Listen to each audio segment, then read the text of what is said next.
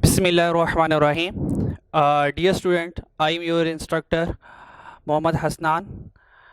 इंशाल्लाह आप मेरे साथ क्यूएम का स्टैटिस्टिक्स का पोर्शन पढ़ेंगे।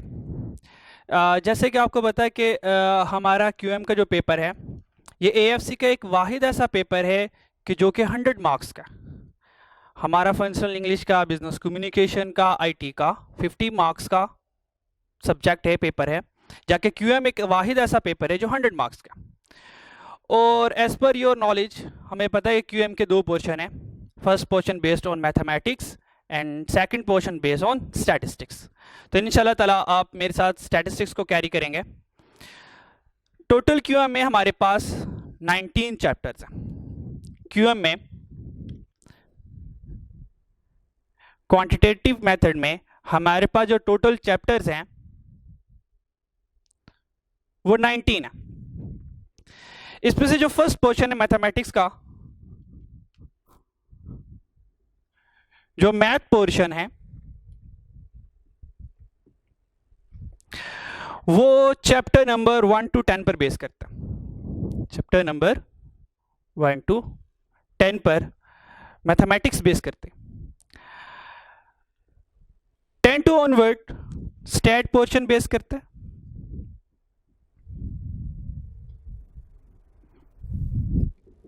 चैप्टर 11 to 19, ये जो 11 to 19 चैप्टर्स हैं ये बेस करते हैं हमारे स्टैटिस्टिक्स पर। ठीक, तो इंशाल्लाह आज देखते हैं कि स्टैटिस्टिक्स है क्या और स्टैटिस्टिक्स की डेफिनेशन क्या है और हमारे सब्जेक्ट का मतलब क्या है। ठीक है, सबसे पहले बात करते हैं कि स्टैटिस्टिक्स है क्या। अगर सिंपल लफ्जों में बात कही जाए स्टैटिस्टिक्स क्या है कि अनसर्टेनिटी को मेजर करने का नाम स्टैटिस्टिक्स है। जाके मैथमेटिक्स में ऐसा नहीं होता। मैथमेटिक्स में सर्टेनिटी होती है किसी हद तक। जैसे कि हम सबको पता है मैथमेटिक्स में अगर 2 मल्टीपल बाय 2 है वो 4 है। अब ये 4 कभी नहीं बदल सकता मैथ के अकॉर्डिंग। अब यहां पे सर्टेनिटी है, लाइक 2 + 2 = 4 ही रहना है। अब ये भी नहीं बदल सकता कभी। 2 + 2 4 हो सकता है, 3 + 2 5 हो सकता है। मैथ में तकरीबन अनसर्टेनिटी होती है, स्टैटिस्टिक्स में ऐसा नहीं होता। फॉर एग्जाम्पल हम जानना चाहते हैं कि हमारे क्यूएम में जो स्टूडेंट्स आ रहे हैं इनकी एवरेज एज क्या है। अब वो एवरेज एज सर्टेन नहीं होगी। हो सकता है कि स्टूडेंट फौरन से इंटर के बाद सीए में आ गया हो सकता है उसकी एज 17 ईयर हो, कुछ स्टूडेंट ऐसे जिनकी 18 ईयर हो, किसी की 19, 20, 21। तो अगर हम ये कहना चाहेंगे कि हमारी क्यूएम की क्लास में एवरेज एज क्या है तो हम क्या करेंगे, जितने भी वैल्यूज होंगी, जितनी भी एज होंगी उन सब का एक एवरेज ले लेंगे। तो हम कह देंगे कि इनका एवरेज तकरीबन ये एज आ रही है। तो स्टैटिस्टिक्स है क्या कि भी किसी भी अनसर्टेनिटी का डिसीजन लेने का नाम स्टैटिस्टिक्स है। ठीक, फॉर एग्जांपल एक और एग्जांपल ले लेते हैं। If we want to start a business, either a grocery store or a pharmacy shop. हम एक बिजनेस स्टार्ट करना चाहते हैं, चाहे वो ग्रोसरी स्टोर हो या फार्मेसी शॉप हो। अब हमने ये डिसीजन लेना, क्या ये डिसीजन खुद से ले ले क्या हमें ग्रोसरी स्टोर ओपन करना चाहिए या घर वालों से पूछ ले, हाँ भाई घर वालों क्या मसला है आपका, क्या मशवरा है आपका, हमें क्या स्टार्ट करना चाहिए, फार्मेसी या ग्रोसरी स्टोर? क्या घर वालों से मशवरा लेना चाहिए? हरगिज नहीं। ये हमारे लिए एक अनसर्टेनिटी है कि हम किस बिजनेस की तरफ मूव ऑन हो। तो इसके लिए हमें कुछ इंफॉर्मेशन कलेक्ट करनी पड़ेगी। जिस लोकेलिटी में हम अपना बिजनेस स्टार्ट करना चाहते हैं उन लोकेलिटी वालों से पूछना पड़ेगा, हाँ भाइयों बताएं आपको किस चीज की जरूरत है, क्या आपको मेडिसिन की ज्यादा जरूरत है या आपको ग्रोसरी की ज्यादा जरूरत है। हम person to person information collect करेंगे, कुछ सर्वे परफॉर्म करेंगे, कुछ इंफॉर्मेशन कलेक्ट करने के बाद देन एनालिसिस करने के बाद फिर डिसीजन लेंगे, हाँ भाई हमें ग्रोसरी स्टोर ओपन करना चाहिए या फार्मेसी शॉप ओपन करनी चाहिए। तो स्टैटिस्टिक्स है क्या, किसी भी अनसर्टेनिटी का इंफॉर्मेशन कलेक्ट करने के बाद अगर डिसीजन ले लिया जाए वो हमारी स्टैटिस्टिक्स है। जैसे गवर्नमेंट जानना चाहती है कि इस बार एनुअल इंक्रीमेंट सैलरी में कितना लगाया जाए, क्या ये ब्लाइंडली हो जाता है? क्या ये एक दूसरे से पूछकर हो जाता है? नहीं, इसके पीछे पूरी स्टैटिस्टिक्स की कैलकुलेशन होती है। इन्फ्लेशन रेट क्या है, अनएम्प्लॉयमेंट रेट क्या है और अनएम्प्लॉयमेंट के कॉन्सिक्वेंसेस क्या होंगे, इसके सारी भी जो स्टैटिस्टिक्स होती है। हमारी इकोनॉमी की ग्रोथ क्या होगी, हमारे मुल्क की जीडीपी, हमारी मुल्क की बैलेंस ऑफ पेमेंट क्या होगी। अगर हम सिंपल सी बात करें, एक शॉपकीपर है, उसकी सेल कितनी अपग्रेड होगी, उसका रेवेन्यू कितना इंक्रीज होगा अगर पर्टिकुलर सेल करे, इसके सबके पीछे स्टैटिस्टिक्स है। तो आइए अब स्टैटिस्टिक्स को जरा बुकिश डेफिनेशन के जरिए देखते हैं कि स्टैटिस्टिक्स है क्या।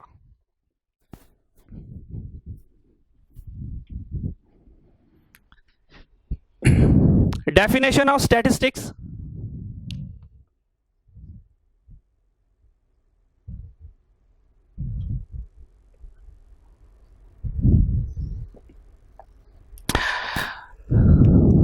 statistics actually is the branch of mathematics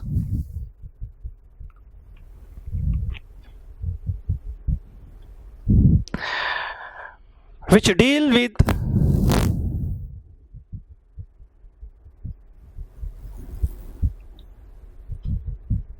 which deals with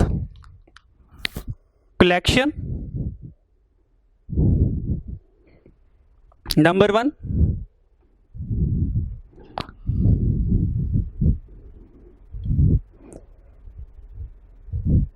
organization,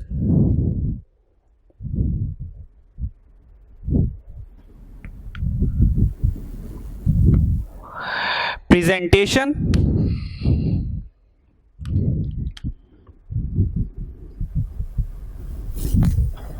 analysis and interpretation of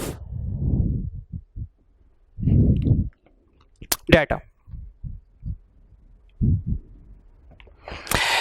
ये स्टैटिस्टिक्स की डेफिनेशन है। तो अब इस डेफिनेशन को जरा अंडरस्टैंड करते हैं कि स्टैटिस्टिक्स की डेफिनेशन कहती क्या है और हमारा सब्जेक्ट हमसे क्या डिमांड करता है। Statistics is the branch of mathematics. हमें पता चला कि स्टैटिस्टिक्स कोई इंडिपेंडेंट सब्जेक्ट नहीं है, ये साइंस की मैथ की एक ब्रांच है जो क्या कहता है, विच डील विद कलेक्शन।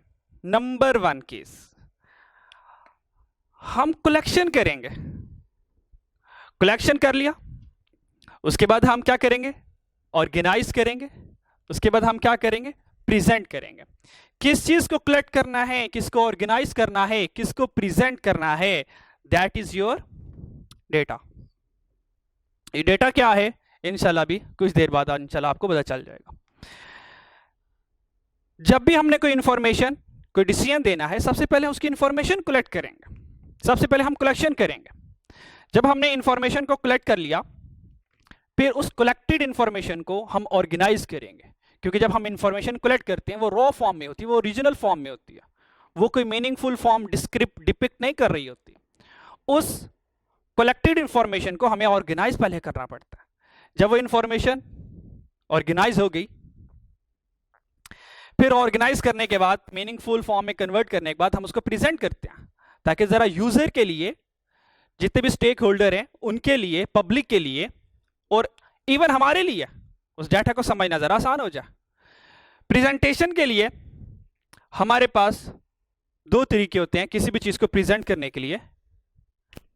या तो हम टैबुलेशन फॉर्म के जरिए,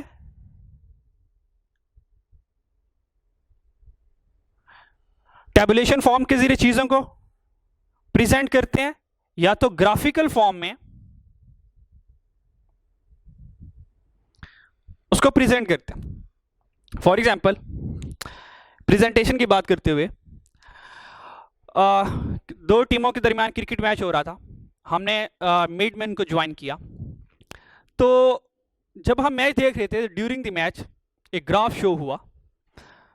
वो जो ग्राफ था वो पूरे मैच की हिस्ट्री डिफाइन कर रहा था कि इस करंट सिचुएशन में क्या हालात हैं और पास्ट सिचुएशन में जब मैच स्टार्ट हुआ था तब से लेके अब तक के क्या सूरत हाल है, किस प्लेयर ने कितने रन्स बनाए, किस प्लेयर ने कब आउट हुआ, किस प्लेयर ने कितने ओवर्स खेले और किस बॉलर ने कब कब विकेट्स ली। ये सारी information graph main one side में वन ब्लिंक में हमें सारी इंफॉर्मेशन मैच की दे देता है।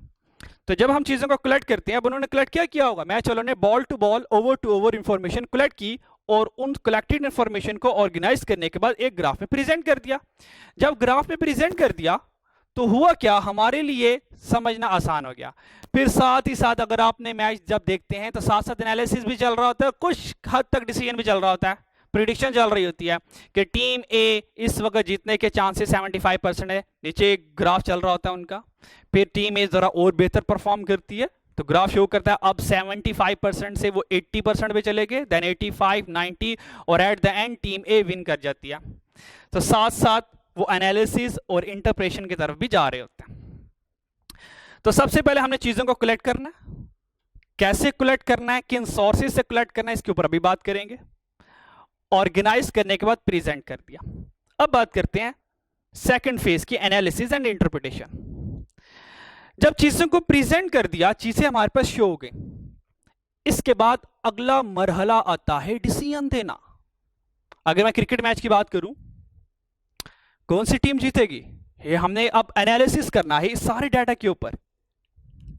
हमने कलेक्शन, ऑर्गेनाइजेशन, प्रेजेंटेशन से जो सारी की सारी इंफॉर्मेशन ऑब्टेन की, अब इसके ऊपर क्या करना है, इसके ऊपर हमने गौर फिक्र करना है, इसको एनालिसिस करना है, गौर फिक्र करेंगे। जब गौर फिक्र किया उसके बाद एट द एंड हम इस सारे के सारे को इंटरप्रेट करेंगे, इनके अकॉर्डिंग एक डिसीजन देंगे। उस डिसीजन में हम ये कहेंगे according to the given information, हमारे मुताबिक टीम ए जीतने के ज्यादा करीब है या टीम ए के जीतने के ज्यादा चांसेस हैं। तो एट द एंड हुआ क्या, हमने इंफॉर्मेशन को कलेक्ट, प्रेजेंट, एनालिसिस करने के बाद एक डिसीजन पास कर दिया। That is the whole statistics, that is the whole statistics. कि जब भी हमने कोई डिसीजन देना होगा, फॉर एग्जांपल हम एनर्जी सेवर बनाने वाली कंपनी है, तो हमने देखा हम न्यूली एंट्रेंट है, हमारा न्यू बिजनेस है एनर्जी सेवर का। हमने कहा कि मार्केट नॉर्म ये है, हर कोई जो कंपनी है वो एनर्जी सेवर के ऊपर 12 मंथ की वारंटी देती है। तो हमने कहा अगर हम 12 मंथ की वारंटी नहीं देंगे, कोई हमारे ब्रांड को नहीं खरीदेगा, लोग ट्रस्ट ही नहीं करेंगे, लोग कहेंगे आज तो हम खरीद के ले जाएं और ये ना हो कि 2 माह बाद खराब हो जाए, हमारे सारे पैसे डूब गए, तो लोग कभी भी रिस्क नहीं लेंगे। तो हमें भी ऑब्वियस बात है बिजनेस में आने के लिए अपनी प्रोडक्ट को 12 मंथ की वारंटी के ऊपर रखना पड़ेगा। अब इसके लिए क्या करेंगे, हम सिर्फ ये लिख दें ऊपर बॉक्स के ऊपर कि हम आपको 12 मंथ की वारंटी देते हैं। ऐसा ना हो कि 12 मंथ की वारंटी तो लिख दें तो पता चले कि भाई छठे सातवें माह सारा के सारा जितनी भी प्रोडक्ट सेल की थी सारा वापस आ गया, हमारा तो बिजनेस चलते चलते डूब जाएगा इस तरह। तो हम क्या करेंगे, इंफॉर्मेशन कलेक्ट करेंगे, कुछ टेस्ट परफॉर्म करेंगे, हम अपने एनर्जी सेवर को टेस्टिंग प्रोसेस से गुजारेंगे, हम देखेंगे क्या जो हम प्रोडक्ट बना रहे हैं क्या ये इतनी रिलायबल है कि 12 मंथ तक गुजार सकते हैं इसके, कि 12 मंथ तक ये प्रोडक्ट खराब नहीं होगी, फ्यूज नहीं होगी। तो जब हम सारे इंफॉर्मेशन कलेक्ट करने के बाद एक डिसीजन दे देंगे, हाँ हमारी प्रोडक्ट के अंदर इतना पोटेंशियल है कि 12 मंथ तक बर्न हो सकती है, ये 12 मंथ तक हमारा सेवर जल सकता है, बर्न हो सकता है, कोई शॉर्टेज नहीं आएगी, कोई फ्यूज नहीं होगा ये। तो जब हम सारे के सारे डिसीजन दे देंगे after performing all the steps, उसके बाद जो डिसीजन लेंगे वो डिसीजन हमारा रिलायबल होगा, वो डिसीजन हमारा बिजनेस डिसीजन होगा। ऐसा नहीं है कि हम डिसीजन खुद से ले लें, ऐसा नहीं है। स्टैटिस्टिक्स हमेशा कहता है कि जब भी कोई डिसीजन लेना है अन्य व हवा में डिसीजन नहीं ले लेना, मार्केट नॉर्म्स को देखते हुए डिसीजन नहीं लेना, आपने खुद सारे के सारे स्टेजेस से गुजरना है। जब आप सारी स्टेजेस से गुजर जाओगे, now you are confident about your statement कि अब हमारी प्रोडक्ट खराब नहीं होगी। ठीक है, तो ये सारी अबाउट स्टैटिस्टिक्स की डेफिनेशन थी। अब हम चलते हैं स्टैटिस्टिक्स की मेन टाइप्स के ऊपर। स्टैटिस्टिक्स की 2 मेन टाइप्स हैं। Types of statistics,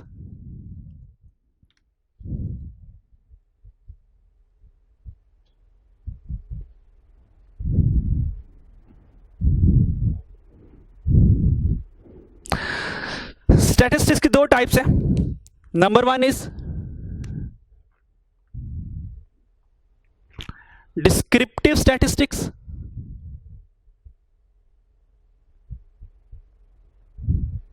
descriptive statistics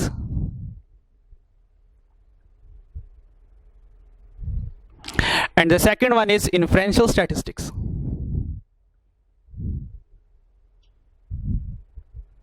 Inferential statistics.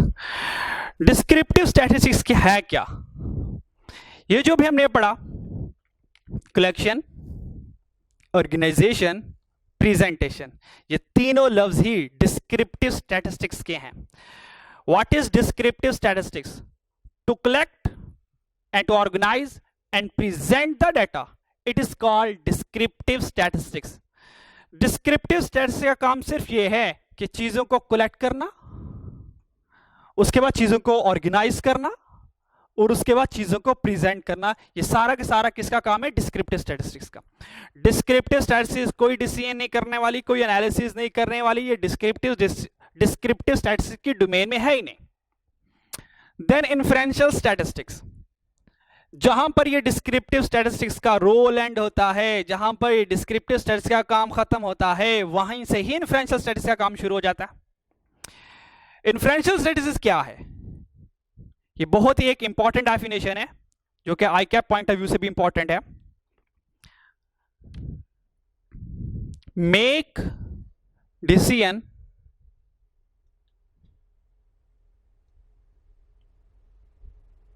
about population,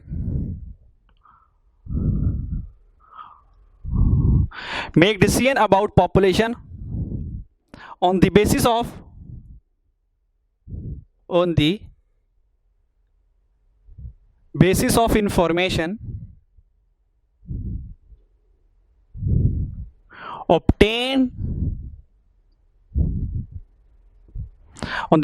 information obtained from sample. ये याद रखिएगा, जब भी डिसीजन देना है, जब भी डिसीजन मेकिंग करनी है, हमेशा डिसीजन लिया जाता है पॉपुलेशन का. हमेशा पॉपुलेशन का डिसीजन दिया जाता है, पॉपुलेशन पर डिसीजन लिया जाता है. ये पॉपुलेशन है क्या? पॉपुलेशन कहते हैं ओवरऑल ऑब्जर्वेशन को. अगर हम सिंपल लफ्जों में पॉपुलेशन को अगर डिफाइन करें तो पॉपुलेशन का मतलब होता है कि set of all observation,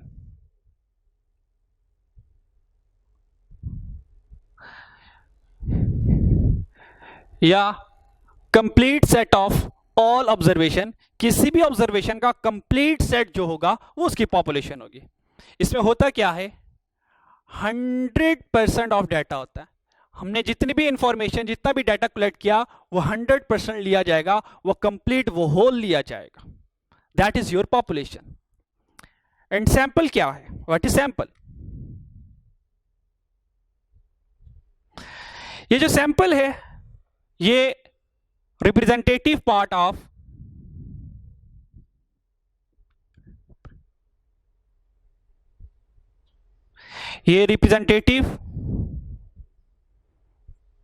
of population है. यानी कि पॉपुलेशन के कुछ हिस्से को सैंपल कहा जाता है. फॉर एग्जांपल, हमने कहा हमारी क्लास में 60 स्टूडेंट्स हैं, तो 60 स्टूडेंट्स जो होंगे वो हमारी क्लास की पॉपुलेशन है, the overall students in a class.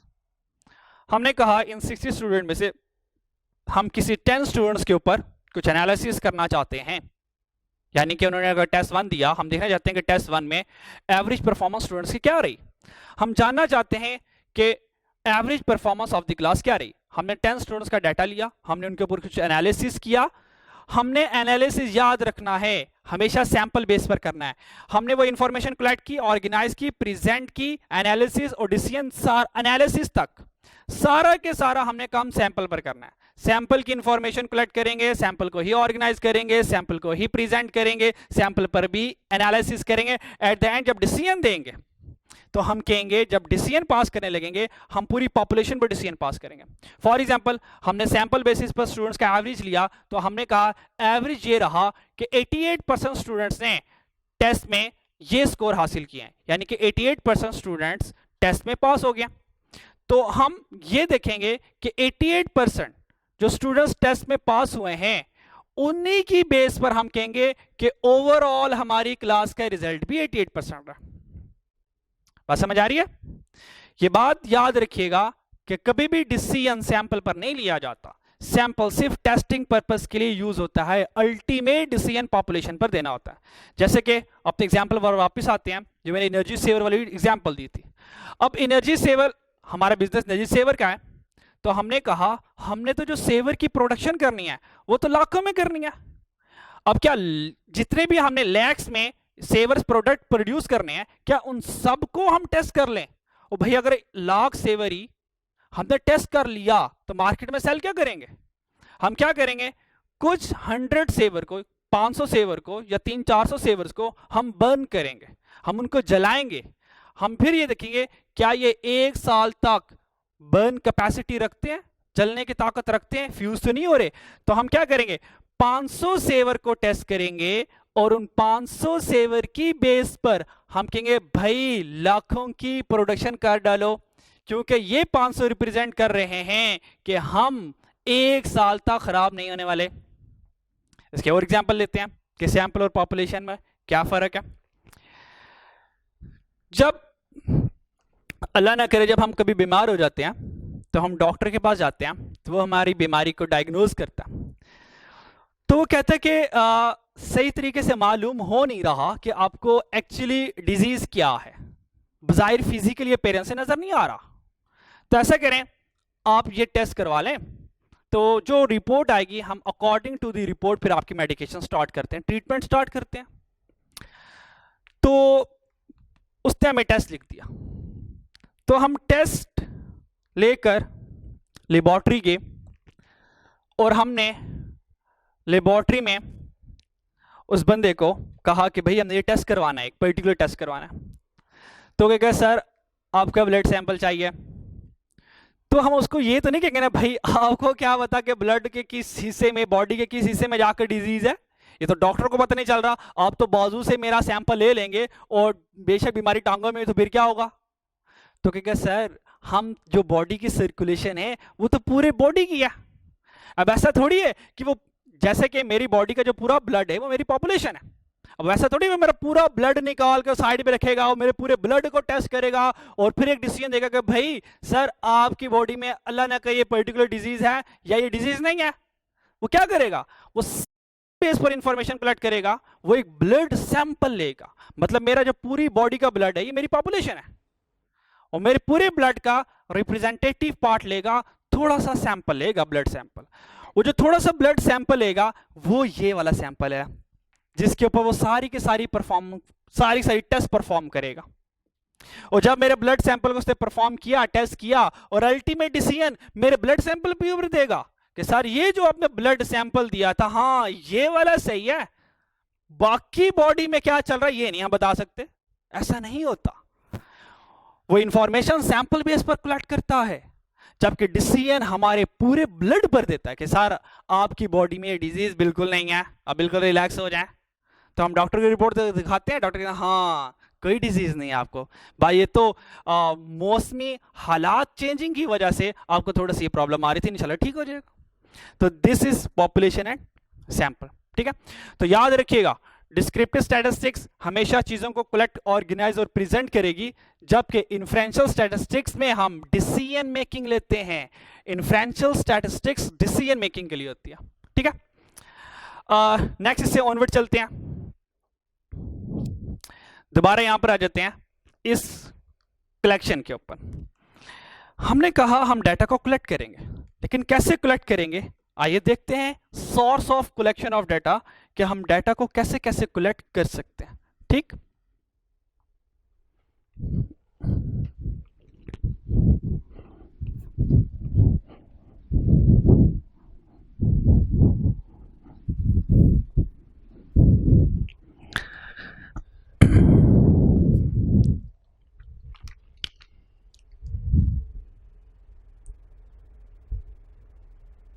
source of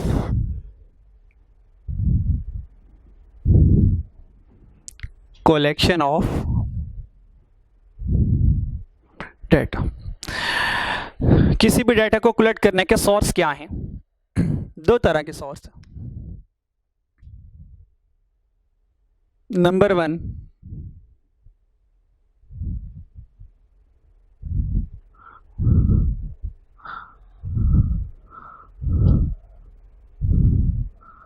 primary source, and the secondary source.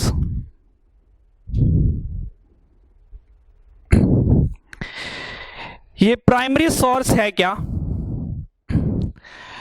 Primary source ये है कि अगर हम डाटा कलेक्ट कर रहे हैं खुद से और अपने ही यूज के लिए, तो ये प्राइमरी सोर्स है। फॉर एग्जाम्पल,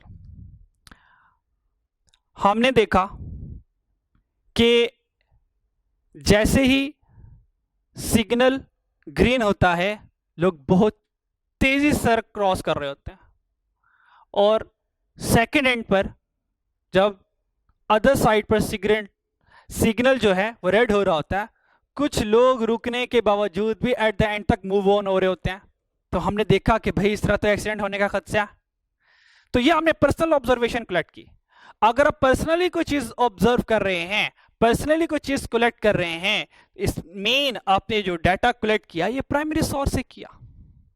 जैसा कि कोई मेरे बारे में कुछ इंफॉर्मेशन ले, भैया आपका नाम क्या है, आप कहाँ रहते हैं, आपके वालिद का नाम क्या है, इट्स मीन वो डायरेक्ट मेरे से इंफॉर्मेशन कलेक्ट कर रहा है। इट्स मीन उससे जो भी इंफॉर्मेशन कलेक्ट की वो प्राइमरी सोर्स से कलेक्ट की। तो प्राइमरी सोर्स की डेफिनेशन क्या है? It is the data, it is the data collected by a particular person,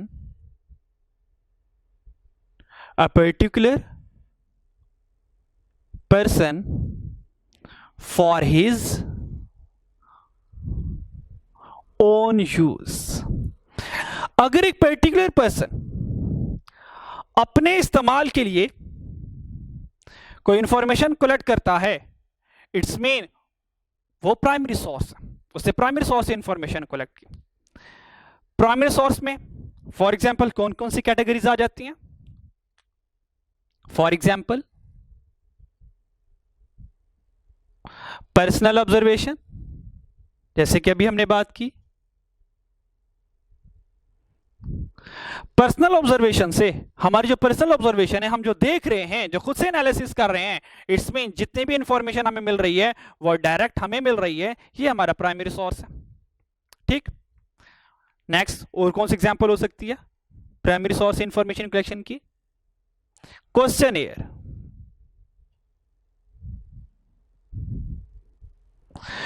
क्वेश्चनएयर में क्या होता है? आपको एक सफा दे दिया जाता है, आपको एक पेज दिया जाता है, और उस पेज के ऊपर कुछ क्वेश्चंस लिखे होते हैं और नीचे आपकी राय पूछी होती है। फॉर एग्जांपल, हम किसी रेस्टोरेंट में जाते हैं तो एट द एंड वो हमें ना एक फीडबैक फॉर्म देते हैं जहाँ पे कुछ क्वेश्चंस लिखे होते हैं, और फॉर एग्जांपल लिखा होता है कि आपको हमारा इन्वायरमेंट कैसा लगा, मतलब बैड लगा, गुड लगा, एक्सीलेंट लगा, और आपको हमारा खाना कैसा लगा, उसका टेस्ट कैसा था, ठीक है, गुड था, वेरी गुड, एक्सीलेंट वगैरह, या पुअर था, मैनेजमेंट कैसी लगी, आप जो हमारे होटल में विजिट करते हैं क्या ये आप वीकली आते हैं, मंथली आते हैं, या ओकेजनली आते हैं। इस तरह की इंफॉर्मेशन जो एक फीडबैक फॉर्म के जरिए होती है, जहां पर एक पर्टिनेंट क्वेश्चंस लिखे होते हैं, इनको क्वेश्चनएयर कहते हैं। ठीक है, अब जो क्वेश्चनएयर वो फिल कर रहा है, इट्स मीन वो रेस्टोरेंट वाले, वो होटल वाले, वो डायरेक्ट पब्लिक से, डायरेक्ट उस पर्टिकुलर पर्सन से इंफॉर्मेशन कलेक्ट कर रहे हैं। इट्स मीन ये होटल वालों का प्राइमरी सोर्स है, वो direct to the user information collect कर रहे हैं, किसी थर्ड पार्टी से इंफॉर्मेशन कलेक्ट नहीं कर रहे। इसी तरह जब हम जॉब इंटरव्यू के लिए जाते हैं, तो जॉब इंटरव्यू में जो हमारे पास पैनल बैठा होता है सामने, वो जो भी क्वेश्चंस हमसे कर रहा होता है वो हमसे डायरेक्ट हमारी इंफॉर्मेशन ले रहा होता है। वो ये नहीं कहता बताओ आपके अब्बा जी क्या करते थे, आपके अब्बा जी ने किस सब्जेक्ट में मास्टर किया है, या आपके अब्बा जी के क्वालिफिकेशन क्या है, यानी कि उनकी जॉब डिस्क्रिप्शन क्या है। तो वो हमारे बारे में हमसे क्वेश्चन पूछ रहे होते हैं। अगर वो हमसे हमारे अब्बा जी के बारे में कोई क्वेश्चन पूछेंगे तो ये उनका प्राइमरी सोर्स नहीं होगा, ये उनका सेकेंडरी सोर्स हो जाएगा, क्योंकि अब्बा जी के बारे में जो हम इंफॉर्मेशन दे रहे हैं वो डायरेक्ट हमारे फादर नहीं दे रहे हैं उनको इंफॉर्मेशन, बीच में एक ब्रिज आ गया। जब तक बीच में एक ब्रिज नहीं आता वो सोर्स हमेशा प्राइमरी सोर्स रहता है। तो पैनल में जो भी हम क्वेश्चन आंसर कर रहे होते हैं वो डायरेक्ट उनका प्राइमरी सोर्स होता है। ठीक है, तो थर्ड एग्जांपल इसमें आ जाती है एक इंटरव्यू। ठीक है, अब चलते हैं सेकेंडरी सोर्स की तरफ।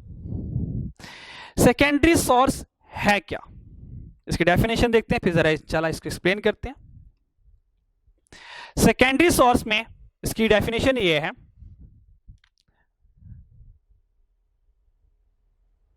Data which is already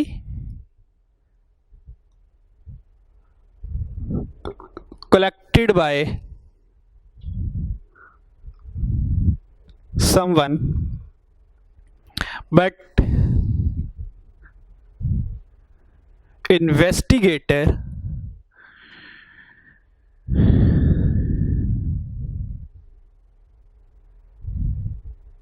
get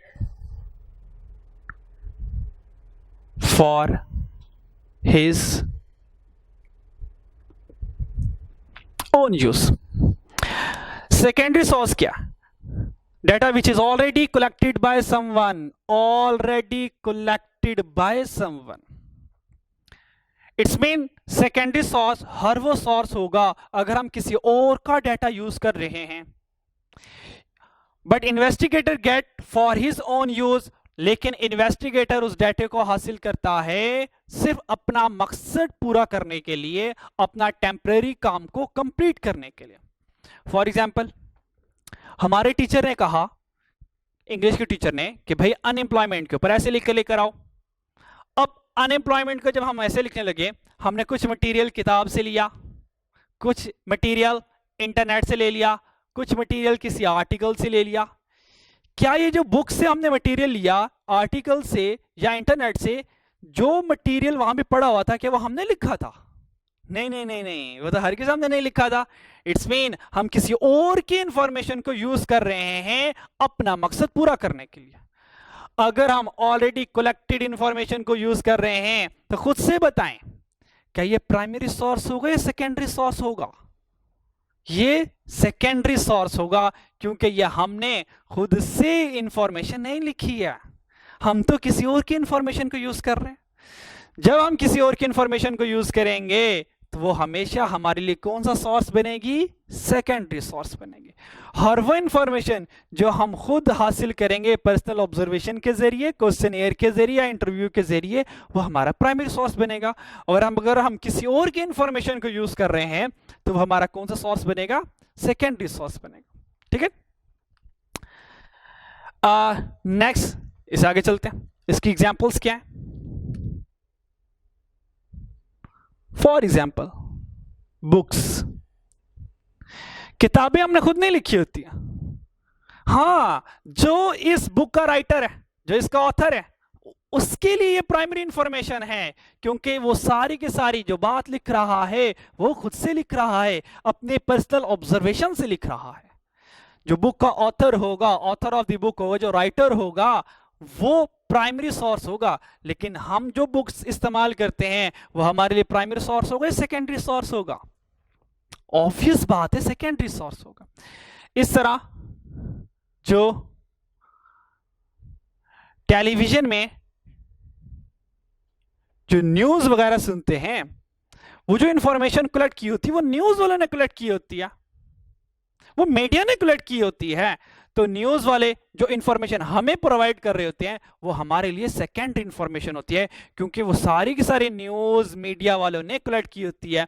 तो मीडिया वाले अपने जो पर्सनल सोर्स से, पर्सनल ऑब्जर्वेशन से जो इंफॉर्मेशन कलेक्ट करते हैं, वो न्यूज़ उनके लिए तो प्राइमरी सोर्स है, लेकिन जो घर में बैठी आवाम पब्लिक होती है वो उनके लिए सेकेंडरी सोर्स होती है।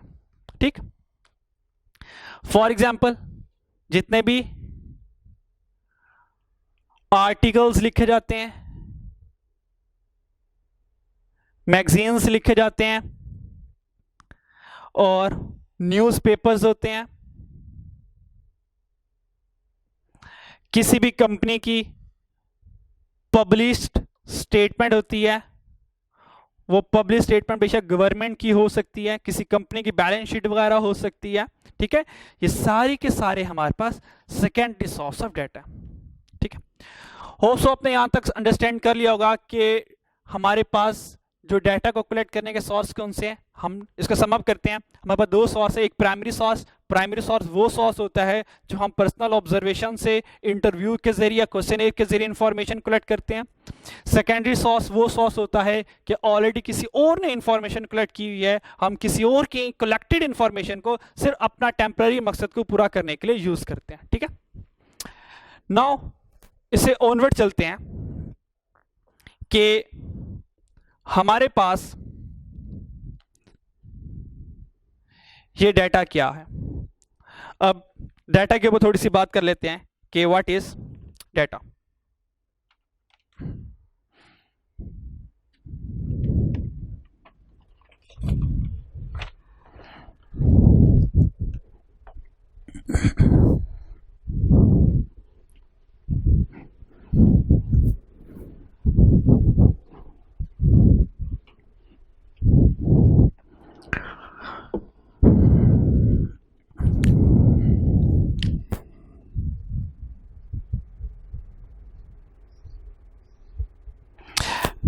डाटा किस चीज को कहते हैं, डेफिनेशन के जरिए देखते हैं। Information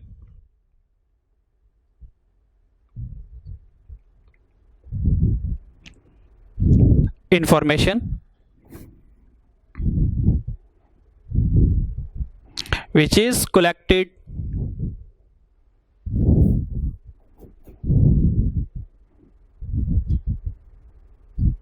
through different activities is called data। ऐसी इंफॉर्मेशन जो हम कलेक्ट करते हैं बाय परफॉर्मिंग डिफरेंट एक्टिविटीज, जो हम डिफरेंट एक्टिविटीज परफॉर्म करके जो इंफॉर्मेशन कलेक्ट करते हैं उसको डाटा कहते हैं। फॉर एग्जाम्पल, हमने कुछ सर्वे परफॉर्म किया, हमने कुछ सर्वे परफॉर्म करके इंफॉर्मेशन को डाटा कलेक्ट किया, हमने census perform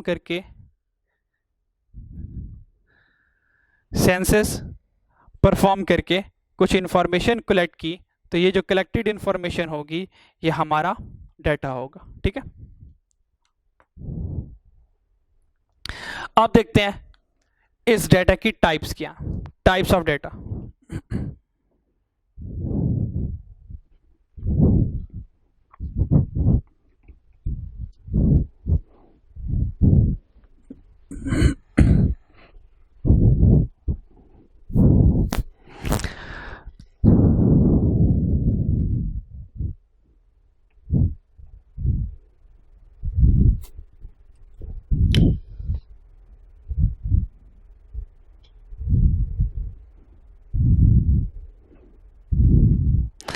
types of data. Data दो तरह का होता है। नंबर 1 कांस्टेंट,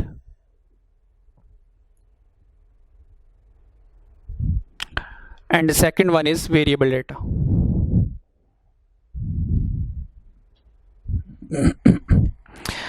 कांस्टेंट डाटा हर वो डाटा होता है जो हालात के अकॉर्डिंग नहीं चेंज होता।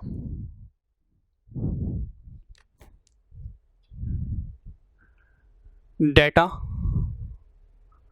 that does not change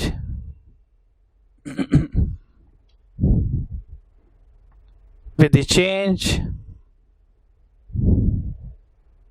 in circumstances.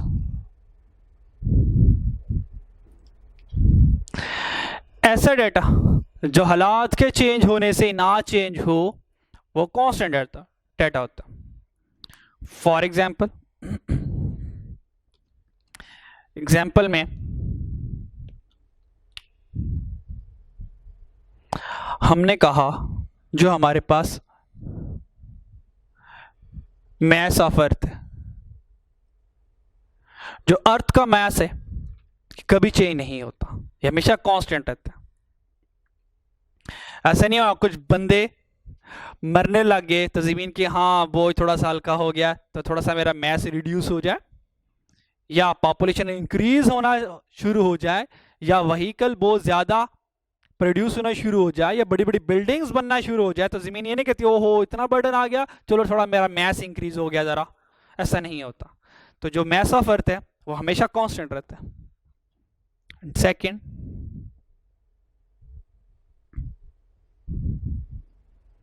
Speed of light, ये भी कांस्टेंट स्पीड से मूव करती है, ये भी कभी इंक्रीज और डिक्रीज नहीं होती। ऐसा नहीं होगा कि हमने एक अगर कमरे का स्विच ऑन किया है तो लाइट कहती है ओ भाई सबर तो कर लो, मैंने अभी वो आपका ग्रिड से आना होता है तो थोड़ा सा टाइम लग ही जाता है। तो ऐसा हरगिज नहीं होता। मतलब ब्लिंक ऑफ आई से जैसे हमने बटन ऑन किया तो फौरन लाइट ऑन हो जाती है। तो लाइट की जो स्पीड है वो भी हमेशा कांस्टेंट रहती है। और अगर आपको याद हो कि हमने फिजिक्स में पढ़ा था कि सिस्टम इंटरनेशनल्स वो भी कांस्टेंट होते हैं। सिस्टम एसआई सिस्टम इंटरनेशनल में हमने पढ़ा था कि दुनिया में कहीं भी चले जाएं जो 1 kg होगा वो हमेशा 1000 ग्राम के इक्वल होगा, ये कभी चेंज नहीं होने वाला। ऐसा नहीं होगा कि पाकिस्तान में तो 1 kg 1000 ग्राम है, यूके में 1 kg जनाब साहब 800 ग्राम का 1 kg होगा, ऐसा नहीं है। अगर दुनिया में किसी भी जगह चले जाएं हर जगह 1 kg का जो इक्विवेलेंस होगी वो हमेशा 1000 ग्राम ही होगी। इसी तरह 1 किलोमीटर 1000 मीटर ही रहेगा, 1 मीटर 100 सेंटीमीटर ही रहेगा, ठीक है जी। और 1 सेंटीमीटर हमेशा 10 मिलीमीटर रहेगा। ये सारे के सारे हमारे पास सिस्टम इंटरनेशनल है। तो ये भी हालात के चेंज होने से ये हजरात चेंज नहीं होते। अगर ऐसा डेटा जो हालात के चेंज होने से ना चेंज हो वो कांस्टेंट डेटा कहलाता है। अब बात करते हैं variable data. Data change with the data which is change with the change in circumstances।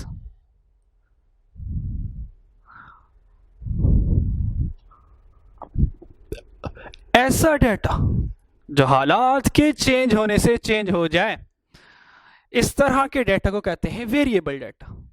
Main जो टाइम के साथ वेरी करता है, जो टाइम के साथ वेरी करता है, जो किसी कंडीशन के साथ वेरी करता है, जो हालात के अकॉर्डिंग वेरी करता है, इस तरह के डेटा को वेरिएबल डेटा कहते हैं। इसकी जरा एग्जांपल ले लेते हैं। वेरिएबल डेटा में क्या होगा? नंबर 1 हमारी एज। क्या हमारी एज वेरी करती है? बिल्कुल वेरी करती है। जैसे जैसे वक्त गुजरता जा रहा है हमारी एज भी इंक्रीज होती जा रही है। जैसे वक्त गुजरता जाएगा हमारी एज बढ़ती जाएगी। इट्स मीन टाइम के साथ साथ हमारी एज चेंज हो रही है। हर वो डेटा जो टाइम के अकॉर्डिंग चेंज होगा, जो हालात के अकॉर्डिंग चेंज होगा, वो वेरिएबल डेटा होगा। सेकंड, वेट के बारे में क्या ख्याल है? क्या हमारा वेट हमेशा कांस्टेंट रहता है? क्या जो बचपन में हमारा वेट था अभी भी वही वेट है? मेरे ख्याल में अभी ज्यादा खाना खा खा के हमारा वेट बढ़ गया है, और मजीद ज्यादा खाएंगे तो और बढ़ जाएगा, कम खाएंगे तो वेट रिड्यूस हो जाएगा। Second, height. हाइट हमारी कांस्टेंट नहीं रहती, ये भी टाइम के अकॉर्डिंग, हालात के अकॉर्डिंग चेंज होती रहती है। तो हाइट क्या हुआ? ये भी हमारा वेरिएबल डेटा होगा। Temperature,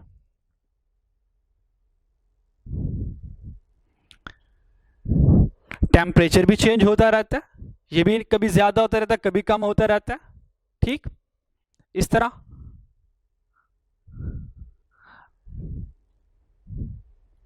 number of students in a class, क्या इस सेशन में जितने हमारे स्टूडेंट हैं अगले सेशन में भी इतने होंगे? क्या सेकंड बैच में भी इतने स्टूडेंट्स होंगे? बिल्कुल ऐसा नहीं है। हो सकता है इक्वल हो जाए, हो सकता है ना इक्वल हो।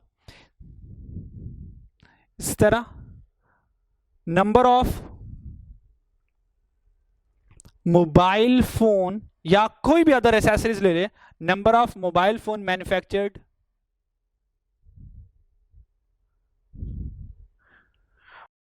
फोन की कंपनी जितने मोबाइल फोन इस साल बनाए हैं या जितने मॉडल, यानी कि कोई एक पर्टिकुलर ब्रांड का मॉडल ले लें, अज्यूम करें उन्होंने 1 लाख मोबाइल फोन बनाए, क्या जो इससे नेक्स्ट मॉडल आया वो भी 1 लाख बनाएंगे? हो सकते हैं 1 लाख बनाए, हो सकता है ना आप बनाए, थोड़े कम बना ले, डिमांड ज्यादा आ जाए तो मॉडल ज्यादा बना लेंगे, डिमांड नहीं आ रही तो हो सकता है मॉडल रिड्यूस हो जाए।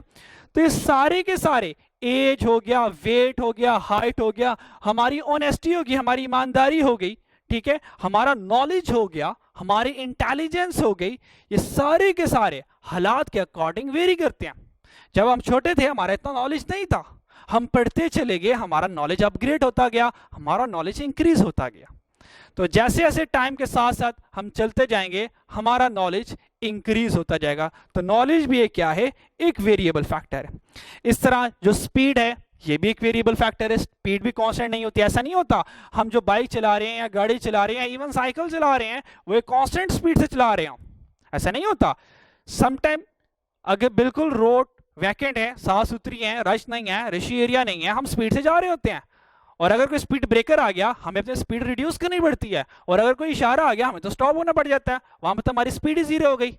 तो स्पीड जो है ये भी एक वेरिएबल फैक्टर है, ठीक। नेक्स्ट इससे ऑनवर्ड देखते हैं। होप सो आपको कांस्टेंट और वेरिएबल डाटा क्लियर हो चुका हो। नेक्स्ट वेरिएबल की हमारे पास 2 तरह की टाइप्स है। वेरिएबल में हमारे पास 2 तरह के वेरिएबल्स मौजूद हैं।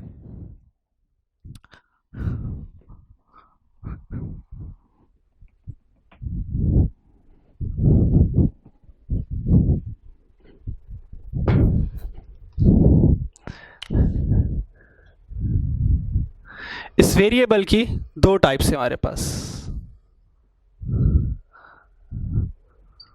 नंबर 1,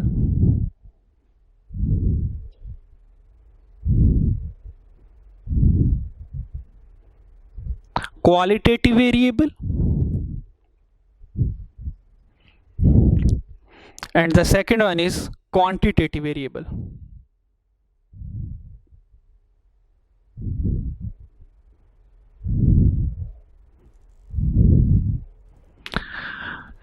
ये क्वालिटेटिव वेरिएबल्स क्या हैं और क्वांटिटेटिव वेरिएबल्स क्या हैं?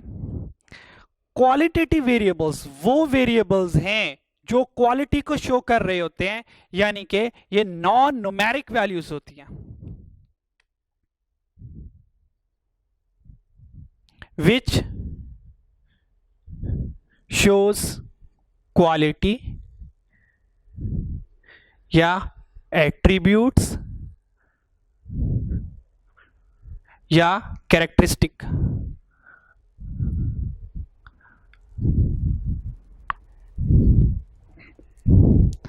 और ये जो क्वालिटेटिव वेरिएबल्स होते हैं ये नॉन न्यूमेरिक वेरिएबल्स होते हैं, नॉन न्यूमेरिक वेरिएबल्स, यानी कि इनमें कोई न्यूमेरिक वैल्यू नहीं आ रही, इसमें कोई 1 2 3 कोई फिगर नहीं आ रही होती, कोई अमाउंट नहीं आ रही होती है। फॉर एग्जाम्पल क्वालिटेटिव वेरिएबल्स में ऑनेस्टी हमेशा चेंज होती है, ईमानदारी चेंज होती है। कहने को तो हम बिल्कुल ईमानदार हैं, मुसलमान को हमेशा ऑनेस्टी से काम लेना चाहिए, हमें हमेशा ईमानदारी से काम लेना चाहिए, लेकिन ईमानदारी है क्या?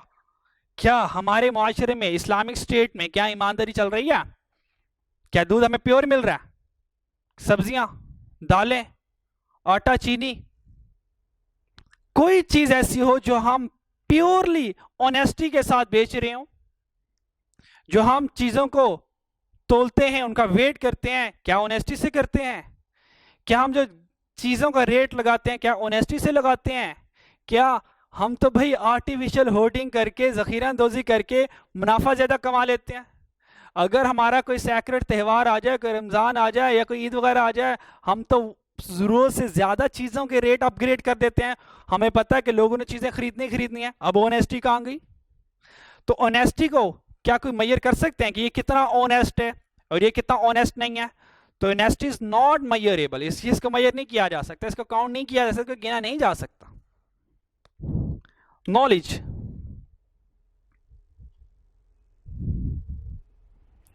नॉलेज को काउंट कर सकते हैं, गिन सकते हैं, कह सकते हैं इसके पास 40% नॉलेज है और इस पर्सन के पास 60% नॉलेज है, इसके पास 80% नॉलेज है। कैसा होता है? नॉलेज कभी भी मेजरेबल नहीं है। ठीक है, हो सकता है नॉलेज हो सकता है नॉलेज ना हो या नॉलेज इनकम्प्लीट हो, लेकिन नॉलेज को हम मेजर नहीं कर सकते। ठीक है, ऑनेस्टी की तरह ये नॉन न्यूमेरिक वैल्यूज है। इस तरह टेस्ट, अब टेस्ट को भी मेजर नहीं कर सकते, हो सकता है गुड टेस्ट हो, बैड टेस्ट हो, नॉर्मल टेस्ट हो। ठीक है, फॉर एग्जाम्पल और चलते हैं। ऑनेस्टी हो गया, नॉलेज हो गया, टेस्ट हो गया, इस तरह और ले लेते हैं। इंटेलिजेंस हो गया,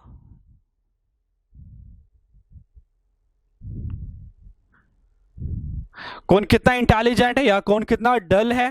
ठीक है, ये भी एक क्वालिटी है, इंटेलिजेंस भी। इस तरह ब्रेवरी हो गया, कौन कितना बहादुर है या कोवर्ड है, कौन कितना बुजदिल है, डरपोक है। ठीक है, तो ये सारे के सारे हमारे पास क्वालिटेटिव वेरिएबल्स हो गए जो कि किसी क्वालिटी को डिपिक्ट कर रहे हैं, किसी क्वालिटी को शो कर रहे हैं। नेक्स्ट वेरिएबल की टाइप्स है क्वांटिटेटिव वेरिएबल्स। ये क्वांटिटेटिव वेरिएबल्स कौन से होते हैं? क्वांटिटेटिव वेरिएबल्स वो वेरिएबल्स होते हैं जो क्वांटिटी को शो करते हैं, which shows numerical value, shows numerical value. ये न्यूमेरिकल वैल्यूज शो करते हैं। फॉर एग्जाम्पल क्वांटिटेटिव वेरिएबल में क्या ख्याल है, हम अपने वेट को मेजर कर सकते हैं कि न्यूमेरिक वैल्यू में आता है? बिल्कुल आता है।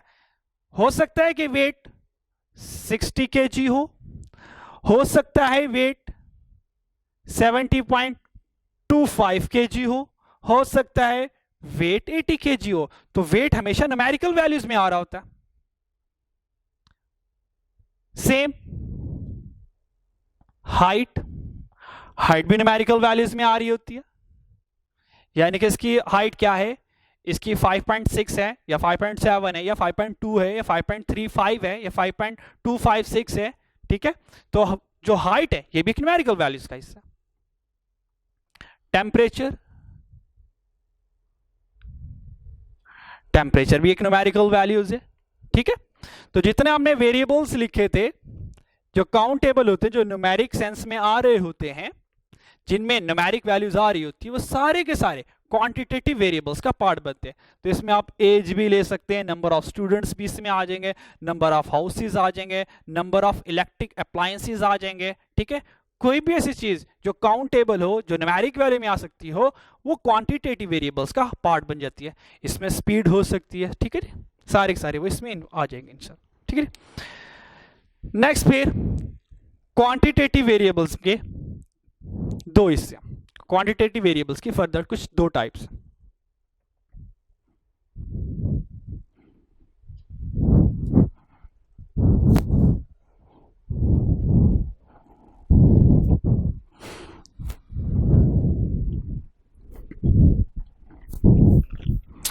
क्वांटिटेटिव वेरिएबल्स में फर्दर दो टाइप्स हैं।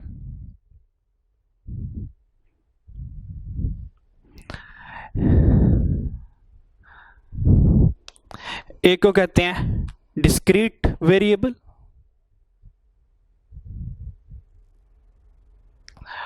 इस डिस्क्रीट को डिसकंटीन्यूअस वेरिएबल भी कहा जाता है।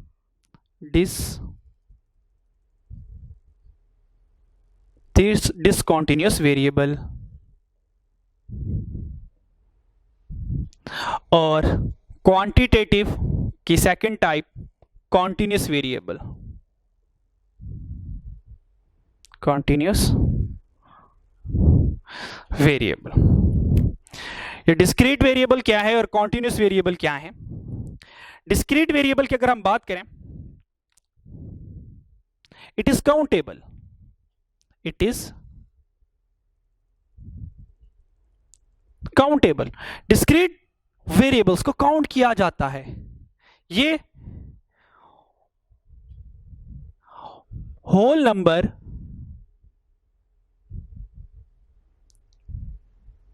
फॉर्म में होते हैं। इनमें नॉर्मली डेसिमल पार्ट एग्जिस्ट नहीं करता, सारे के सारे होल नंबर होंगे। फॉर एग्जांपल डिस्क्रीट वेरिएबल में जो कि काउंटेबल होते हैं, इसकी एग्जांपल क्या हो सकती है? इसकी एग्जांपल हो सकती है बिल्कुल नंबर ऑफ स्टूडेंट्स,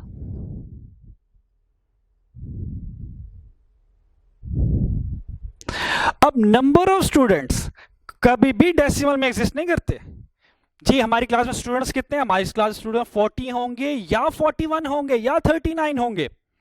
ऐसा नहीं होगा कि कोई कह रहा हो भाई हमारी क्लास में तो 40.5 स्टूडेंट्स एग्जिस्ट करते हैं, और भैया 0.5 कहां से आया? 0.5 कभी भी एग्जिस्ट नहीं होता डिस्क्रीट में। नंबर ऑफ स्टूडेंट्स कभी भी डेसिमल में नहीं होते, या तो स्टूडेंट होगा या तो नहीं होगा। ये तो हम कह सकते हैं कि हमारी क्लास में 0 स्टूडेंट है, या हमारी क्लास में 1 स्टूडेंट है, या हमारी क्लास में 100 स्टूडेंट है। ये नहीं कोई कह सकता कि हमारी क्लास में 99.25 स्टूडेंट्स बैठे हुए हैं, ऐसा कभी भी नहीं होता। इसी तरह नंबर ऑफ हाउसेस, जितने भी नंबर ऑफ हाउसेस होंगे वो सारे के सारे डिस्क्रीट वेरिएबल हैं, या तो घर होगा या तो घर नहीं होगा। ठीक है, इस तरह number of fruits on a tree, जो दरख्त पर फ्रूट्स फल लगे होते हैं वो भी डिस्क्रीट वेरिएबल है। या तो दरख्त पर 10 फल होंगे, या तो 11 होंगे, या तो 9 होंगे। ऐसा नहीं होगा कि 10.5 फल लगे हों, बिल्कुल ऐसा नहीं होगा। इसी तरह रोड एक्सीडेंट, या तो रोड एक्सीडेंट होगा या तो रोड एक्सीडेंट नहीं होगा। तो अब कोई स्टूडेंट ये कह दे कि सर हम तो बिल्कुल बस के पास से गुजरे, या बस हमारे पास इतने पास से गुजर गया, हमारा तो तरा निकल गया, अब ये भी थोड़ा एक्सीडेंट का टाइप हो गया, हमारा तो अच्छा खासा धचका लग गया हमें। तो भाई ऐसा नहीं होगा कि थोड़ी सी खराश आ गई तो हमारा 1.25 एक्सीडेंट हो गया या 1 से कम एक्सीडेंट हो गया, ऐसा नहीं होता। तो या तो एक्सीडेंट कंप्लीट होगा या तो नहीं होगा। इस तरह नंबर ऑफ मोबाइल फोन्स आ सकते हैं, नंबर ऑफ लैपटॉप्स आ सकते हैं, नंबर ऑफ चेयर्स आ सकते हैं। ठीक है, तो ये डिस्क्रीट वेरिएबल्स की एग्जांपल्स हैं। इसकी एक एक्सेप्शन है डिस्क्रीट वेरिएबल में, जिसमें डेसिमल पार्ट आ रहा होता है लेकिन वो फिर भी डिस्क्रीट ही रहती है। वो कैसे? वो कॉन्टिन्यूस पहले समझा दूं, उसके बाद इंशाल्लाह इसको एक्सेप्शन को समझाऊंगा, फिर बात जरा क्लियर हो जाएगी। कॉन्टिन्यूस वेरिएबल क्या है? It is measurable, it is measurable.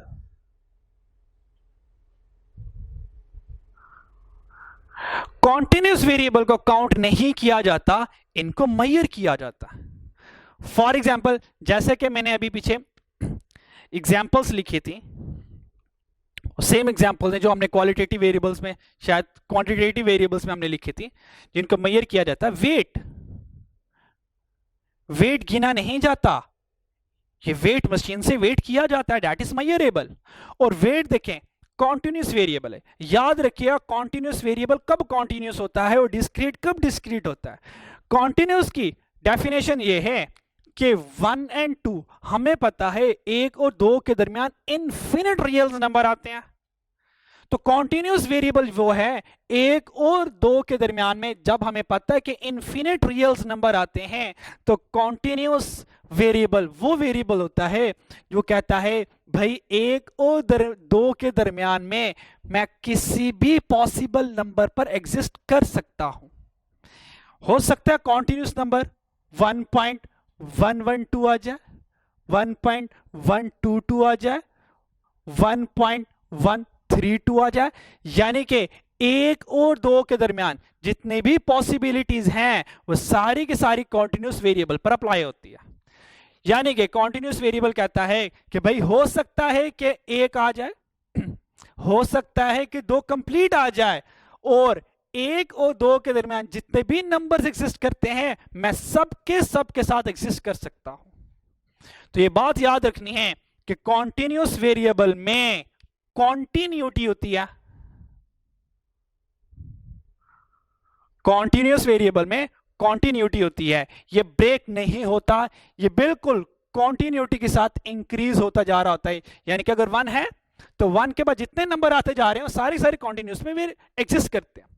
For example wait की बात करें, हो सकता है ये जो हमारा वेट है 80 kg हो, हालांकि तो डिस्क्रीट की तरह नजर आ रहा है, लेकिन क्या 80 के बाद डायरेक्ट हमारा वेट 81 kg पर जंप करेगा? हम कहेंगे नहीं। अगर हम कहते हैं कि 80 और 81 के दरमियान हमारा वेट एग्जिस्ट कर सकता है, इट्स मीन ये जो वेट है ये कॉन्टिन्यूस है, और हमें पता है जो हमारा वेट है ये जंप के साथ इंक्रीज नहीं करता, ये कॉन्टिन्यूटी के साथ इंक्रीज करता है, हमारा वेट ग्रेजुअली इंक्रीज करता है। यानी कि 80 और 81 के दरमियान हमारा आहिस्ता आहिस्ता 80.0001, फिर 80.000001, इस तरह 80.002, इस तरह 80 से आहिस्ता से ग्रेजुअली इंक्रीज कर सकता है, और 80 और 81 के दरमियान कोई भी नंबर में वेट एग्जिस्ट कर सकता है। इट्स मीन वेट में एक कॉन्टिन्यूटी आ रही है। इस तरह ये जो हमारी हाइट है ये भी एक कॉन्टिन्यूस वेरिएबल है, हमारी हाइट 5 फीट है, ठीक, और इस 5 फीट में कॉन्टिन्यूस इंक्रीज आता जा रहा है। हो सकता है 5.01 हो जाए, फिर 5.02 हो जाए, फिर 5.002 हो जाए, 03 हो जाए, ठीक है, उसके बाद 5.02 हो जाए, फिर 5.03 हो जाए, फिर 5.003 के बाद हो सकता है कि 4 हो जाए, ठीक है। इस तरह अगर हमारी हाइट कॉन्टिन्यूटी के साथ इंक्रीज करती जाएगी तो हाइट भी हमारे कॉन्टिन्यूस वेरिएबल है। ऐसा नहीं होता कि 5 फीट के बाद डायरेक्ट जंप लगाकर 5.1 पे पहुंच जाएंगे। इसी तरह एज, ये भी एज भी हमारी एक कॉन्टिन्यूस वेरिएबल है, एज भी कॉन्टिन्यूटी के साथ इंक्रीज होती है। ऐसा नहीं है कि आज अगर हम 20 साल के हैं अगले ही लम्हे 21 साल के होंगे, नहीं, एज में कॉन्टिन्यूटी आती है। फॉर एग्जाम्पल हमने कहा हम 20 ईयर्स के हैं, उस 20 ईयर्स में जो हम नैनो सेकंड की रेशियो के साथ इंक्रीज हो रहे हैं, हमें पता है 20 ईयर्स है, उस 20 ईयर्स में 365 डेज हैं, और एक डेज में 24 और है, और 24 और में हमें पता है हर एक और में 60 मिनट्स होते हैं, और 1 मिनट में 60 सेकंड्स होते हैं, ठीक है। इससे भी नीचे आ जाए, इससे नीचे मिली सेकंड्स होते हैं, मिली सेकंड के बाद नैनो सेकंड्स होते हैं, और इससे भी टाइम एक कॉन्टिन्यूटी फैक्टर है जो कि ग्रेजुअली इंक्रीज हो रहा है, इसलिए एज भी हमारी क्या होगी, कॉन्टिन्यूस वेरिएबल होगी। तो कॉन्टिन्यूस वेरिएबल का सम अप करते हैं, ऐसा वेरिएबल जो एवरी पॉइंट पर, एवरी वैल्यू पर एग्जिस्ट कर जाए वो हमारा कॉन्टिन्यूस वेरिएबल है। जबकि डिस्क्रीट में ऐसा नहीं होता। अगर हमारे पास नंबर ऑफ स्टूडेंट्स 21 है, 22 हैं, ऑब्वियस बात है या तो 23 होंगे या तो 21 होंगे। ऐसा नहीं हो सकता कि नंबर ऑफ स्टूडेंट्स हमारे पास 22.2 हो या 22.5 हो, ऐसा हरगिज नहीं हो सकता, ठीक है। अब इसके एक्सेप्शन की बात करते हैं, फिर इंशाल्लाह इसके बाद यहां पर लेक्चर क्लोज करेंगे, फिर इंशाल्लाह इस ऑनवर्ड इंशाल्लाह नेक्स्ट वीडियो में मुलाकात होगी। डिस्क्रीट वेरिएबल की एक्सेप्शन क्या है? इसकी एक एक्सेप्शन है डिस्क्रीट वेरिएबल की,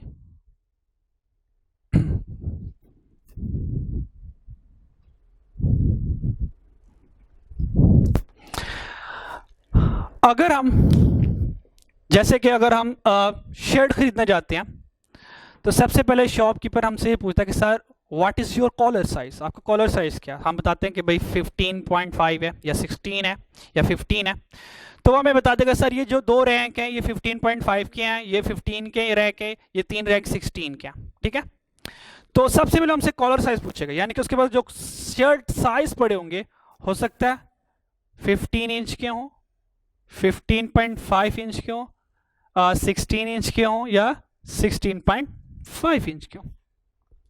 तो हम कहेंगे भाई ऐसा करें, अपना 15.5 इंच की शर्ट दिखा दें। तो हमने जब शर्ट ट्राई की तो हमने कहा भाई ये थोड़ी सी ना टाइट लग रही है, हमें थोड़ी सी टाइट है, तो इससे नेक्स्ट साइज की शर्ट दिखा दें। तो क्या सर ऐसा करें आप 16 इंच की ट्राई कर लें। तो हमने अब 16 इंच की शर्ट ट्राई की, वो तो शर्ट हमने लूज हो गई। तो हमने कहा भाई इसके दरमियान में और कोई शर्ट है? वो कहा सर नहीं, कंपनी ने इसके दरमियान में कोई शर्ट मैन्युफैक्चर की नहीं है, अब आपको इन्हीं साइज के अकॉर्डिंग अपने आप को एडजस्ट करना पड़ेगा।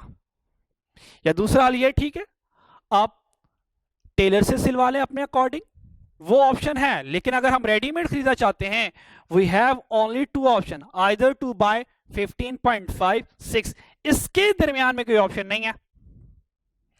तो अगर इसके दरमियान कोई ऑप्शन नहीं है तो ये भी डिस्क्रीट वेरिएबल में फॉल करता है, क्योंकि ये एक स्पेसिफिक इंटरवल से मूव कर रहा है। ऑल्दो इसके दरमियान डेसिमल फैक्टर आ रहा है, लेकिन देखिए कॉन्टिन्यूटी नहीं है। लाइक वेट, वेट तो कॉन्टिन्यूटी के साथ, स्पीड जो है वो भी कॉन्टिन्यूटी के साथ, एज कॉन्टिन्यूटी के साथ मूव करती है। जहां पे कॉलर साइज ऐसा नहीं है कि 15.5 फिर 15.6 फिर 7, 8, 9, 10, 11, 12 के बाद जाकर 16 होगा, ऐसा नहीं है। यहां पर एक स्पेसिफिक इंटरवल आ रहा है। अगर स्पेसिफिक इंटरवल आ रहा है तो खुद से बताएं, क्या 15.5 और 16 के दरमियान कॉन्टिन्यूटी है? अगर कॉन्टिन्यूटी होती तो फिर शर्ट अवेलेबल होनी चाहिए थी, 15.6 की भी अवेलेबल होनी चाहिए थी, 15.7 की भी अवेलेबल होनी चाहिए थी। अगर शर्ट्स अवेलेबल नहीं है तो इट्स मीन 15.5 और 16 में कॉन्टिन्यूटी नहीं है, इसमें डिसकॉन्टिन्यूटी है, इसमें कॉन्टिन्यूटी है ही नहीं। अगर कॉन्टिन्यूटी नहीं है, हर वो वेरिएबल जिसमें कॉन्टिन्यूटी नहीं है वो डिस्क्रीट वेरिएबल है। तो ऑल तो ये डेसिमल है, लेकिन हम फिर भी इसको डिस्क्रीट वेरिएबल की कैटेगरी में लेके जाएंगे। Same with the case size of shoes. अगर शू साइज है 5 है, 5.25 है, फिर 5.5 है, ठीक है, हो सकता है ऐसा हो 5 हो, फिर 5.25 हो, 5.5 हो और फिर 6 आ जाए। अब ये देखें शू साइज में भी एक स्पेसिफिक इंटरवल है, 5, 5.25, 5 then 6। This is the specific interval. अगर स्पेसिफिक इंटरवल चल रहा है, इट्स मीन 5.25 और 5.5 के दरमियान कोई भी शू साइज अवेलेबल नहीं है। तो याद रखिएगा ये डेसिमल में क्यों आ रहा है, क्योंकि जब भी मैन्युफैक्चरिंग कंपनी होती है वो देखती है कि मार्केट में कौन सा, शर्ट के हवाले से मार्केट में कौन सा कॉलर साइज ज्यादा सेल हो रहा है, कौन से ज्यादा साइज चल रहे हैं, तो वो जो मोस्ट अकरेंस या मोस्ट सेलेबल कॉलर साइज होते हैं वो सिर्फ उन्हीं कॉलर साइज की प्रोडक्शन करते हैं। ऐसा थोड़ी है कि वो हर एक टेलर मेड कॉलर साइज की शर्ट प्रोड्यूस करें। ऐसा तो बहुत सारी शर्ट ऐसी होंगी जो उनकी सेल ही नहीं होंगी, क्योंकि बहुत सारे लोगों का कॉलर साइज सेम थोड़ी होता है।